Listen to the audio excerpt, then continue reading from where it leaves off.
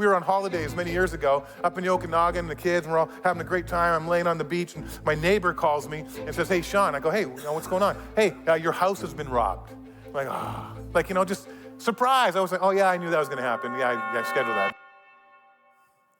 What do you do in life when there's nothing you can do about your life? I mean, it's things that are beyond your control. What do you do when you face an issue that you have no control over? Maybe you lost your job. You didn't see that coming. Maybe you're diagnosed with cancer, or your teenage son is, become rebellious and gone their own way, or a friend has got caught up in addiction, or whatever the case. We all know that our lives can change with a phone call, can't they? Our life can change in an instant with new information that comes our way that impacts us drastically. And maybe this week you took me up on my challenge to read through the book of James. Maybe you leaned into this for your devotions, and you opened your Bible this week, and we only did chapter 1, verse 1 last week. Okay, I wonder what verse 2 says. And maybe you read verse 2 and you said, I don't like this. I'm not happy about this. This is not what I expected. And quite frankly, it doesn't seem very helpful considering maybe what you're going through.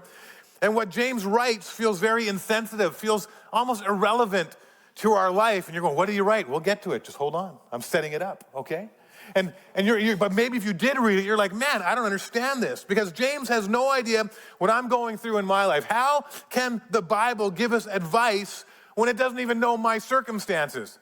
I mean, I don't get a chance to sit down with James and explain my situation, and yet he says these words and expects me to obey them and to apply them to my life. He hasn't heard my story, and it's the same for you. You wouldn't give advice unless you had context. You wouldn't say what James says unless you sat down and maybe heard someone's story.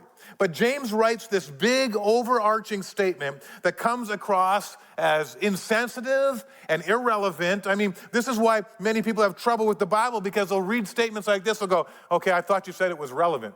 That's a very irrelevant statement. I don't even know what to do with those words. But before I read what James wrote, can I just encourage and challenge you to not write off what he writes? Don't write it off. We may not like what he says, but I think his words are worth considering. And as I've considered them over the last few weeks, even my life, but specifically just revisiting this passage again today, I was reminded, this is James. And we learned about him last week, the brother of Jesus, and who would later become the leader of the church in Jerusalem. And this is the James who bowed his knee to his brother and worshiped him as his Lord and his God. And he saw Jesus crucified, and then he saw his brother rise from the dead, conquer death itself. And he would go on and lead the church in Jerusalem as he follows Jesus. And he would do this for 30 years. And let me tell you, it was 30 long, hard, tough years that he led the church in Jerusalem, that culminated in him actually being murdered by the Pharisees. And during those 30 years, remember, the church in Jerusalem, if you were with us last week, quick little recap, was primarily Jewish. These Jews that had chosen to follow Jesus were now considered blasphemers, because the Orthodox Jews would look at them and go, hey man, Jesus isn't God, you can't worship a man. And they didn't get it. And so they began to persecute these Jews who had committed themselves to becoming Christians, Christ followers. And so there's all this persecution going on. And they were considered blasphemers, and they were ostracized from society. They were no longer allowed to go into the temple. They weren't recipients of the money that helped the poor in that day anymore. They were basically kicked out of the church, so to speak, and things were very difficult for these Jewish Christians as the church was birthed. And James is leading all this, and this was a group of people that he was responsible for. In fact, things were so bad in Jerusalem for the Jesus followers that the Apostle Paul later on would travel around the Mediterranean, and he would go and take up offerings from the Gentile believers, the non-Jewish Christians, and say, hey, can you guys give some money? I'm going to take it back to Jerusalem, because man, they have got it hard there. They are being persecuted. They are being, I mean, it is bad news. They don't got nothing. And so we got to help them out. And he would go around and collect money to help the church in Jerusalem. And so it was pretty intense. And so for 30 years, James carries this weight. And he sees the difficulty and the trials that these Jesus followers are facing every single day of their lives. And this is what gives James credibility, I think, to say and write what he does and what we're going to read in a moment. James was surrounded by and is responsible for a community that was an incredible crisis. And with all that going on, here's what he told this first century Jesus followers. This is what he told them to do. And as we read it, I want you to also know, if you're a Jesus follower, it's what he tells us to do. And here's what he tells me to do. James chapter 1, verse 2, it says this, "Dear brothers and sisters," James writes, "when troubles of any kind come your way." Let's stop there for a moment. Troubles of any kind come your way. Not if, but when you face trials. Trials, listen, trials are a part of life. If you have not experienced a trial, hang on, it's coming. You will face trials, and some of us, and many of you, have already had your fair share of them. Trials, listen, trials in life cannot be prayed away or worked away or even faith away. If I just have enough faith, I won't have any trials. James tells us if you are breathing, you are going to have some hardship in life. Why? Because we live in a sinful world. We live in a messy world. Way back in the garden, when Adam and Eve sinned, they opened the door for sorrow and disappointment and sickness and death, and it walked right into our lives, and it's what we face every day in this world. It's a mess. And the Greek word that James uses here to describe the kind of trials that come our way carries the idea of being taken by surprise. It's like it just shows up. You weren't expecting it. In fact, it's used in the context of like someone being robbed. It takes you by surprise. It just shows up. I mean, if you've ever been robbed, you weren't expecting it probably, right? It's like, okay, I think I'm gonna get robbed at 3 o'clock this afternoon. No, that's not how it works. Someone shows up and points a gun and give me your money. You know, like, whoa, hey, you're surprised. I remember we were on holidays many years ago up in the Okanagan, and the kids, and we're all having a great time. I'm laying on the beach, and my neighbor calls me and says, "Hey, Shawn." I go, "Hey, what's going on?" "Hey, your house has been robbed." I'm like, just surprise. I was like, "Oh yeah, I knew that was gonna happen. Yeah, I scheduled that. Don't worry about it." No, it was like, there was a surprise that it just like, all of a sudden it hits you. That's what trials do in life. That's what hardship happens. They just show up, and before you know it, you're faced with this hardship in life, aren't you? And so when we're surprised with trials in life, here's what we're supposed to do. He says, "Dear brothers and sisters, when troubles of any kind come your way," here it is, "consider it an opportunity for great joy." Okay, this is where the Bible loses me. Some of you are like, what? Like, what's James smoking? I mean, like, what's going on here, Like, that doesn't make any sense. It doesn't really when you first read it, does it? But here's what James is saying. "Dear brothers and sisters, when troubles of any kind come your way," he says, "consider it." Now, what he's saying is adjust your perspective. Adjust your thinking.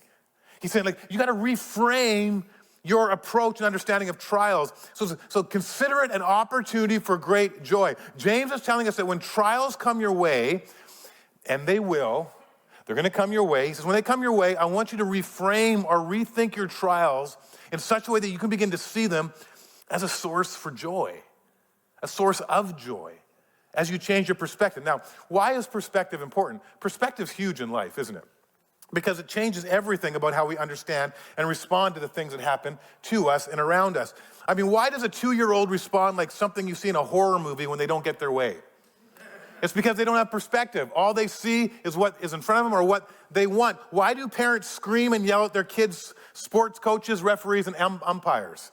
You ever been in those places? My kids were all in sports, and I remember seeing those parents, and to be honest, I was one of them sometimes.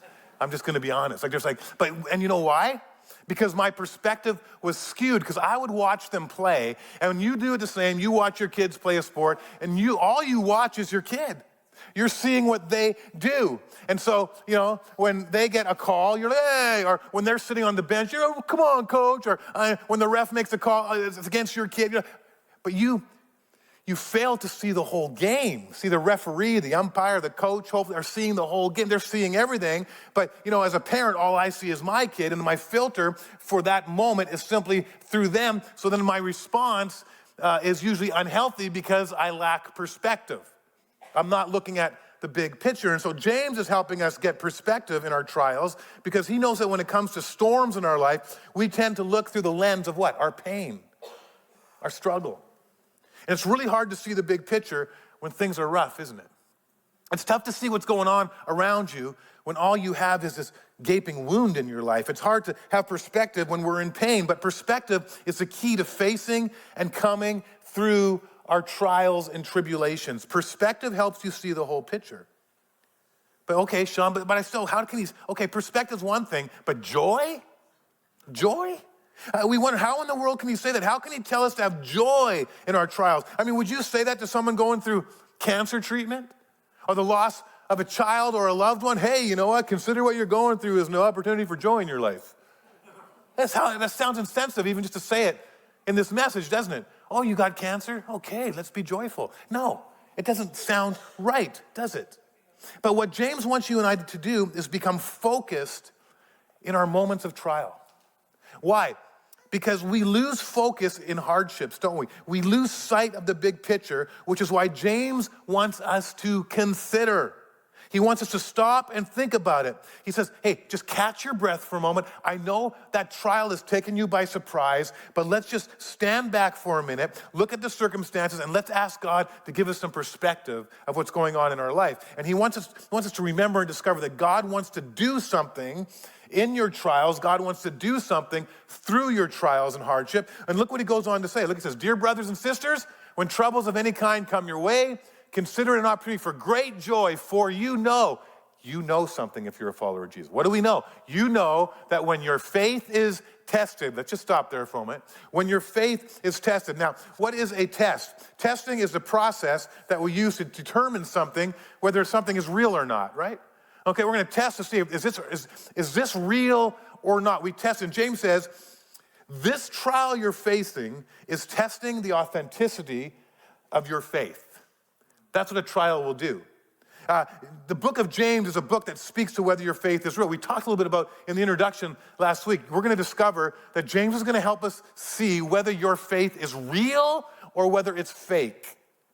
Whether it's authentic or inauthentic, like whether it's just something that's lip service. Yeah, I believe I'm a Christian. I believe in God. Is that all it is, or do you actually believe? So when hardships come, it doesn't change your belief system. And trials expose whether our faith is real, and the word faith in this particular context refers to our confidence in God. So let me restate what James is saying. He's saying it this way: trials expose the authenticity of our confidence in God. That's what a trial will do. It'll expose whether your faith, your confidence in God is real or not, is true or not, is deep or not. And it's true, isn't it? I mean, that statement's true. Look at your own life. I know this to be true about all of us. I know it to be true about me. When we're surprised by trial, I immediately discover something about my faith. Don't you? I mean, something happens. A hardship comes my way. You know, something hits me by surprise. And what do? Do I go immediately into despair? Do I immediately shake my fist at God? Or do I, okay, I'm going to try. Like what? It'll say something about your faith.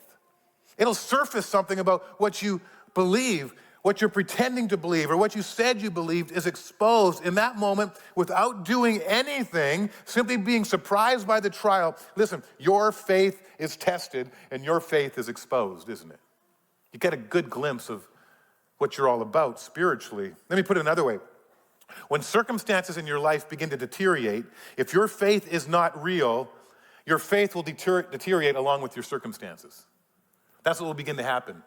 Okay, my circumstances are deteriorating, now my faith is deteriorating. Maybe that's your story today. And what James wants us all to learn is that God uses trials in our lives to show us that there is a joy that comes in discovering how real our faith really is.